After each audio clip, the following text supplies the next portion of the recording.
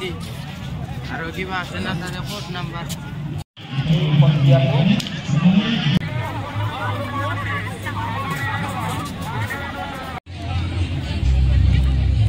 Hello everyone, পুরো নতুন ভিডিওলৈ আপোনাক সকলোকে স্বাগতম জনাইছো যেহেতু এতিয়া অসম সাহিত্য সভা হৈ আছে তো অসম সাহিত্য সভালৈ আজি যাম আপোনাক পুৰা একদম ধুনীয়াকৈ অসম সাহিত্য সভাখন দেখাবলৈ চেষ্টা কৰিম এতিয়া দিন হৈ আছে ৰাতিলৈকে আপোনাক যিমান দেখিবলৈ পাও বা যি চাও সকলোবিলাক আপোনালোকৰ বাজলৈ লৈ আহিম মই ভিডিওটোৰ জৰিয়তে তো শেষলৈকে চাই থাকিব যদি জনে অহা নাই তো আপোনালোকে অসম সাহিত্যৰ বাজি আও ভাও কেনেকৈ অসম সাহিত্য সভা হৈছে সকলোবিলাক বস্তু আপোনালোকে গম পাই যাব মোৰ ভিডিওটোৰ জৰিয়তে শেষলৈকে চাব স্কিপ নকৰাকৈ চাব তো বলক ভিডিওটো আৰম্ভ কৰা আজি অসম সাহিত্য সভাৰ যেটো অসম সাহিত্য সভা পুৰা এতিয়া বৰ্তমান অসমত পুৰা একদম চলি আছে সকলো বিনে অসম সাহিত্য সভাৰ বিভিন্ন ধৰণৰ কথা তো বলকচোন অসম সাহিত্য সভা বজাৰত কেনেকৈ হৈছে চাও বলক আৰম্ভ কৰি দিছো আমি হুমাই আপোনালোকে অসমীয়া গদ্য সাহিত্যৰ জনক ভট্টদেৱ দেৱৰ এটা ধুনীয়াকৈ ফটো ৰাখি থোৱা দেখিবলৈ পাব যেহেতু এই ক্ষেত্ৰখনৰ নাম হৈছে ভট্টদেৱ ক্ষেত্ৰ আৰু এনেদৰে ৰাস্তা ধুনীয়াকৈ বনাই দিয়া হৈছে ব্লকেৰে আৰু ৰাস্তাৰ দুয়োফাৰে এনেদৰে অসমৰ এতিয়ালৈকে যিমানজন সভাপতি হৈছে অসম সাহিত্য সভাৰ তেওঁলোকৰ কোন চনত তেওঁলোক অসম সাহিত্য সভাৰ সভাপতি হৈছিল আৰু তেওঁলোকৰ নাম আৰু তেওঁলোকৰ ফটো এনেদৰে ধুনীয়াকৈ ৰখা হৈছে ৰাস্তাৰ দুয়োফালে আপোনালোকে আহিলে দেখিবলৈ পাব আৰু এইটো হৈছে আমাৰ মুখ্য গেটখন অসম সাহিত্য সভাৰ প্ৰৱেশদ্বাৰ এইটো কিমান ধুনীয়াকৈ আটক ধুনীয়াকৈ ইতিমধ্যে ছ'চিয়েল মিডিয়া সকলো পিনে পুৰা একদম আদৰ লাভ কৰিছে ৰাইজৰ এইটো এটা গড়ৰ আকৃতিত বনোৱা হৈছে ধুনীয়াকৈ আৰু মানুহৰ ভিৰ দেখিবলৈ পাইছে কেৱল ফটো উঠাৰ কাৰণে কাৰণ যিহেতু এটা ধুনীয়াকৈ আকৰ্ষিত কৰিছে ৰাইজক তো সকলোৱে মানে ব্যস্ত ফটো উঠাত আমি অলপ ফটো চটো উঠি লওঁ তাৰপিছত আমি ভিতৰলৈ সোমাই যাম আৰু ইয়াৰ ভিতৰলৈ সোমাই আহিলোঁ ধুনীয়াকৈ মানুহৰ অগণন মানুহ ভিৰ দেখিবলৈ পাইছে কিন্তু অহাকালি আৰু মানুহৰ ভিৰ হ'ব কাৰণ অহাকালি ৰেলী আছে তো ইমান মানুহৰ ভিৰ সকলো পিনে যাম আপোনালোকক গোটেই আওভাও দিবলৈ চেষ্টা কৰিম যিসকলে অহা নাই অসম সাহিত্য এটা ধুনীয়াকৈ আওভাও পাই যাব মোৰ ভিডিঅ'টোৰ জৰিয়তে আপোনালোকে পুৰা শেষলৈকে ভিডিঅ'টো চাই থাকিব আৰু এতিয়া মই সেইফালে যাম ৰাইট চাইডে যেতিয়া আমি গেটৰ পৰা সোমাই আহিলোঁ তাৰ ৰাইট চাইডে এনেদৰে আছে কিছুমান বস্তু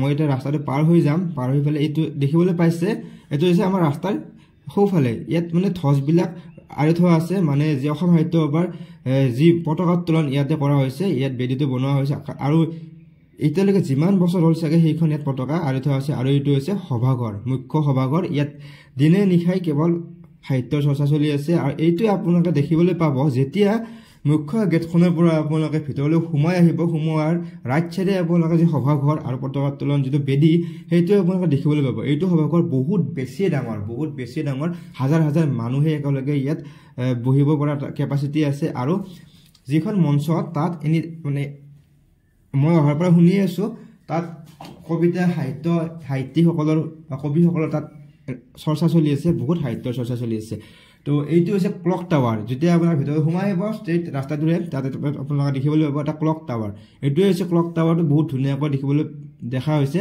আৰু এইখন হৈছে বজালী হাট যি বিশেষ আকৰ্ষণ যিহেতু বজালীত হৈছে এই বজালী হাটত বজালী জিলাখনত যি বস্তু পোৱা যায় তাৰে এটা ধুনীয়াকৈ এখন হাট বজাৰ এখন বহাইছে আৰু সেইটো গেটখনো দেখিবলৈ পাইছে ইমান ধুনীয়াকৈ কেৱল যি আমাৰ চালনী কোলা সেইবিলাকেৰে বনাইছে গেটটো ইমান ধুনীয়াকৈ সকলো মানুহৰ ফটো উঠাত ব্যস্ত মই অলপ ফটো উঠি লওঁ কাৰণ আৰু ভিতৰলৈ সোমাই আহিলোঁ এখন ধুনীয়াকৈ এখন হাট আৰু খোৱা বস্তুৰে হওক বা কাপোৰ কানিৰে হওক বা আপোনালোকে যি লাগে আৰু এখন বজাৰত যিখিনি পোৱা যায় আমাৰ মেলাত সেইবিলাক বস্তু সকলোখিনি বস্তুৱে ইয়াত মানে আছে আপোনালোকক দেখাই দিছোঁ অলপ এয়া যি ধুনীয়া বজাৰ ধুনীয়া বস্তু যিহেতু বহুত ডাঙৰ এৰিয়া মানুহৰ ডেঞ্চিটিটো বহুত বেছিয়ে মানুহ আছে কিন্তু ডেঞ্চিটিটো অলপ কম লাগিছে কাৰণ মই শুনিব পোৱা মতে ইয়াত 10,000 বিঘা মাটিৰ ওপৰত এই অসম সাহিত্য সভা বৰ্তমান অনুষ্ঠিত হৈ আছে তো এই বজাৰ আমাৰ বজালী হাট আপোনালোকক কিছু দৃশ্য দেখুৱাই দিছোঁ আৰু ইয়াতে মোৰ দুজন ফ্ৰেণ্ডো আহি গ'ল আমাৰ বৰপেটা মেডিকেল কলেজৰ পৰা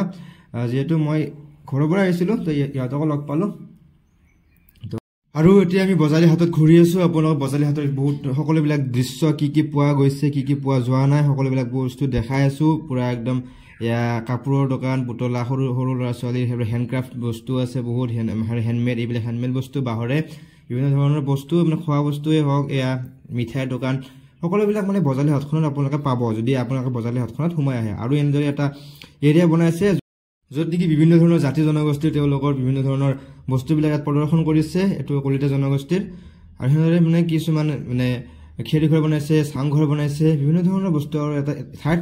আৰু যিখন আমাৰ মেইন মঞ্চ ষ্টেজ সেইখনেই হৈছে মুখ্য ষ্টেজখন, য'ত আপোনালোকৰ সদায় সদায় ৰাতি সন্ধিয়া সাংস্কৃতিক সন্ধিয়াত বিশেষ আকৰ্ষণ বিভিন্ন ধৰণৰ অসমীয়া জনপ্ৰিয় কণ্ঠশিল্পীবিলাক নিমন্ত্ৰণ কৰা হৈছে।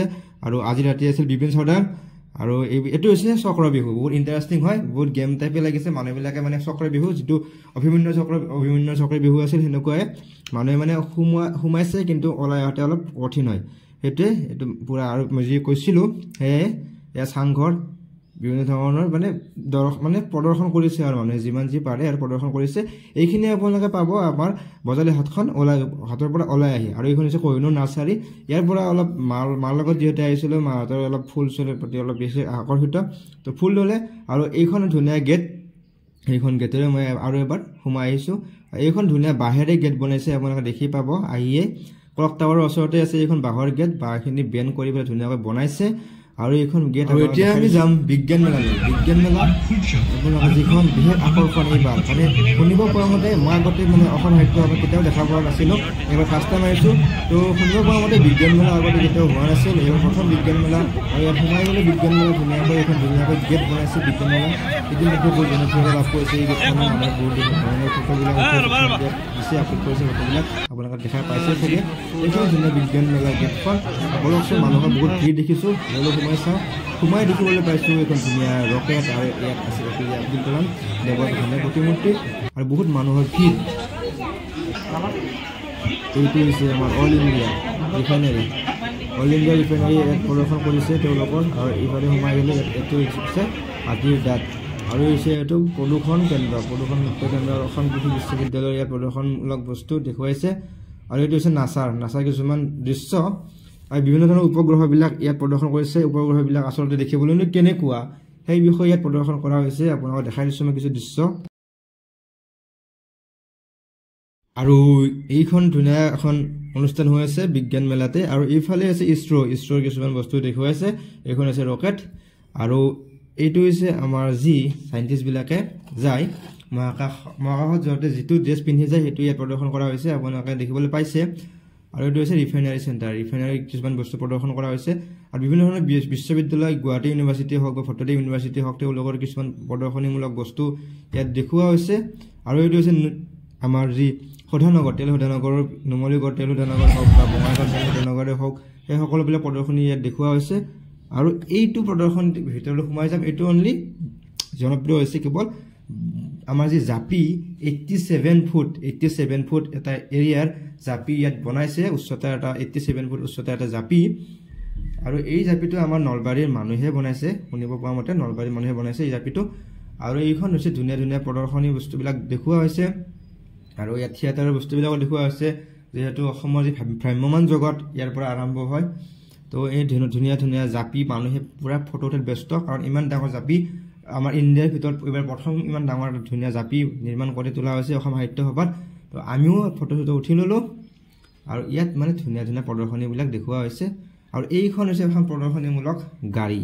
এইখন গাড়ী আগতে আমাৰ যি ডাঙৰ ডাঙৰ মানুহ ব্যক্তি, এইসকল ব্যক্তিয়ে ইয়াত মানে উঠিছিল। আৰু এইখন সেই সময়ত মানে বহুত VIP গাড়ী এখন আছিল। আৰু ডাঙৰ ডাঙৰ মুখ্যমন্ত্ৰী হওক বা প্ৰধানমন্ত্ৰী হওক বা যি ৰাজনেতা তেওঁলোকে হওক বা যি IPS অফিচাৰ, তেওঁলোকে এইবিলাক গাড়ী আগতে ব্যৱহাৰ কৰিছিল। আৰু ইয়াত সোমাই আহিলোঁ আমি বুক ফেয়াৰ গ্ৰন্থমেলাত সোমাই আহি ধুনীয়া ধুনীয়া বুক ইয়াত দেখিবলৈ পাইছে। ইয়াৰ পৰা আমিও কেইখনমান বুক কিনিম, চাই লওঁ কি কিনো। তো ধুনীয়া ধুনীয়া বুকবিলাক কিনিম, কাৰণ অলপ ইণ্টাৰেষ্টেড আছে বুকৰ প্ৰতি। তো আমি অলপ বুক কিনি চাই আছোঁ। ধুনীয়া বহুত ডাঙৰ, বহুত বেছি ডাঙৰ আছে গ্ৰন্থমেলা এইখন। মই ইমান ডাঙৰ গ্ৰন্থমেলা কেতিয়াও দেখা নাই আগতে। আৰু বহুত বিভিন্ন ধৰণৰ প্ৰডাকশ্যন আহিছে। আৰু আমি কিছুমান বুক কিনিলোঁ। আৰু ইয়াত দেখিবলৈ পাইছে চিৰচেনেহী মোৰ ভাষাজননী। এইটো ধুনীয়াকৈ লাইটিং কৰা হৈছে। এইটো আমাৰ যি বজালী হাট তাৰ ৰাইট চাইডে আছে। আৰু সেইবিলাক ৰাতি ধুনীয়া দেখা হৈছে লাইটিঙেৰে। এইটো হৈছে চাংঘৰ। ইয়াত আপোনালোকে আহিলে মাত্ৰ 5জনকৈ মানুহ ইয়াত সোমাবলৈ দিয়া হয় একেবাৰত। আৰু এতিয়া মই আপোনালোকৰ যি ৰাতিৰ দৃশ্য, অসম সাহিত্য সভাৰ ৰাতিৰ দৃশ্য, সেয়াই দেখাবলৈ চেষ্টা কৰিছোঁ। তো এয়াই হৈছে ৰাতিৰ দৃশ্য, বহুত ধুনীয়া লাগিছে। আপোনালোকে অৰিজিনেলি আহিলে বেছি ভাল লাগিব।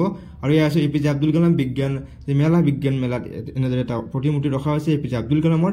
আৰু এইটো ধুনীয়াকৈ এখন নাৱৰ সৈতে পদুম ফুলৰ যি সাদৃশ, এটা বিল যি সাদৃশ, সেয়া সদৃশটো বনোৱা হৈছে। সদৃশত বিল পদুমফুল নাও এখন ৰখা হৈছে এইটো আছে আমাৰ যে ক্লক টাৱাৰ তাৰ ফ্ৰণ্টত এইটো ক্লক টাৱাৰ নাপতে আপোনালোকে ৰাইট সাইডে আহিলে দেখিবলৈ পাব ৰাতি বহুত ভাল লাগিছে আৰু এতিয়া আমি আমাৰ যেটো পুৰাহত ইয়াতে থাকে তো আমিও এনে খাদ্যৰ কুপন পাই গলো কমিটি মানুহবিলাকক দিয়া হয় খাদ্যৰ কুপন তো আমাক আনি দিলে আমি এতিয়া যাম খাবলৈ আৰু ইয়াত খাই কিবাকে পাই গলো সঁচাকৈ বহুত ধুনীয়া খানা সৰু আলু ভাজি হওক চব্জি হওক আমাৰ দাইল দিছে ভাত দিছে আৰু কঠাৰ মাংস দিছে এইটো এটা আনএক্সপেক্টেড হয় কঠাৰ মাংস দিছে ইমান মানুহ ভিৰ প্ৰায় 10,000তকৈ বেছি মানুহ আহিছে খাবলৈ আৰু 3টা কক্ষ আছে ভাত খোৱা আৰু আপোনাক দৃশ্য দেখা দিছোঁ মই কিমান মানুহ আৰু বহুত ডিচিপ্লিন কৰি ৰখা হৈছে কিমান চাফ চিকুণ কৰি ইমান ডিচিপ্লিন আৰু এয়াই এনেদৰে মানুহবিলাকে লাইন পাতি থাকে আৰু লাইন পাতি সোমোৱা হৈছে ইয়াত 3টা কেটেগৰীত ৰখা হৈছে মানুহবিলাক 3টা পুৰা ধুনীয়া খাদ্যবস্তু খাদ্যৰ কাৰণে মানুহবিলাকৰ ভিৰ আৰু অলপ ফুলটো লৈ ল'লোঁ আমি নাৰ্চাৰীৰ পৰা যেহেতু মাহঁত আহিছে খানা ভালে আছিল পুৰা পাঠাৰ মাংস দিছে আজি পাঠাৰ মাংস সৰু আলু ভাজি চব্জি ভাত আৰু তাত আজি বিপিন চাউদাং আছে বিপিন চাউদাং ষ্টেচন দেখিবলৈ বেছি এইফালে আজি বিপিন চাউদাং আছে আৰু কালি নীলাকাশ আৰু প্ৰবীণ বৰা আছে চাওক কেনেকুৱা দৃশ্য পিছফালে কি বিশাল পথাৰ এখন কি বিশাল তাৰ ওজন ফাৰ্ষ্ট টাইম চাইছোঁ অসম সাহিত্য বা প্ৰথমবাৰ চাবলৈ আহিছোঁ কিন্তু বহুত ভাল লাগিছে আৰু ইমান ডাঙৰ বুলি হোৱা নাছিল আগতে ফাৰ্ষ্ট টাইম হৈছে ইমান ডাঙৰ অসম সাহিত্য বা সঁচাকৈ ভাল লাগিছে আহি এতিয়া বহুত ৰাতিয়ে হৈ গ'ল আমিও প্ৰায় খানা চানা খালোঁ সেই দুপৰীয়া আহিছিলোঁ আপোনালোকৰ দিনৰ পৰা ৰাতিলৈ ভিডিঅ'বিলাক দেখাবলৈ চেষ্টা কৰিলোঁ ভিডিঅ'বিলাক চাই ইমান আপোনালোকে ভাল হোৱাও নাই তো যিমান পাৰোঁ সিমান আপোনালোকে চেষ্টা কৰিছোঁ যিহেতু প্ৰফেশ্যনেল ভগৱান নহয় তো যদি ভাল পালে প্লিজ ছাবস্ক্ৰাইব কৰিব লাভ কৰিব মৰম বেচিব আৰু যদি বেয়া পালে কি ইম্প্ৰুভমেণ্ট লাগে কৈ দিব তো এইখিনিয়ে আছে আজি ভিডিঅ'টো এতিয়া আমি যাবই আছোঁ মানুহৰ এটা চাইডে সকলোবিলাক গতি কৰিছে আপোনাৰ দেখিবলৈ পাইছে এখন মানুহবিলাক মানে ওলাই আছে যিহেতু ৰাতিপুৱা 10টা বাজি গ'ল যিহেতু মানুহবিলাক অলপ কমিব তো এয়া ৰাতিৰ দৃশ্য এইটোৱে হৈছে আমাৰ যি দেখুৱাইছিলোঁ আপোনালোকক আমাৰ কটকটন বেদী সেইটোৱে আৰু এই মুখ্য ৰাস্তা বহুত দূৰ আছে আপোনাৰ দেখিবলৈ পাইছে এতিয়া আৰু লাইটত আৰু ধুনীয়া দেখিবলৈ হৈছে তো গৈ আছোঁ আমি পুৰা মানুহৰ ভিৰ বহুত বেছি ভাল লাগিছে সঁচাকৈ বহুত বেছি ভাল লাগিছে যদি আপোনালোকে অহা নাই প্লিজ আহক আৰু এনজয় কৰক অসম সাহিত্য সভা কাৰণ এনেকুৱা চান্স আৰু ইমান ডাঙৰ অসম সাহিত্য সভা চাগে আগতে হোৱা নাই তো আপোনালোকে তেওঁলোকতো মোৰ বোধেৰে মিছ কৰাটো অনুচিত আপোনালোকে আহকে যিমান পাৰে সোনকাল আৰু কাৰণ 2 দিন বাকী আছে আচলতে এইখিনিয়ে আছে যদি ভাল পালে প্লিজ লাইক শ্বেয়াৰ ছাবস্ক্ৰাইব কৰিব thank you have a nice day thank you all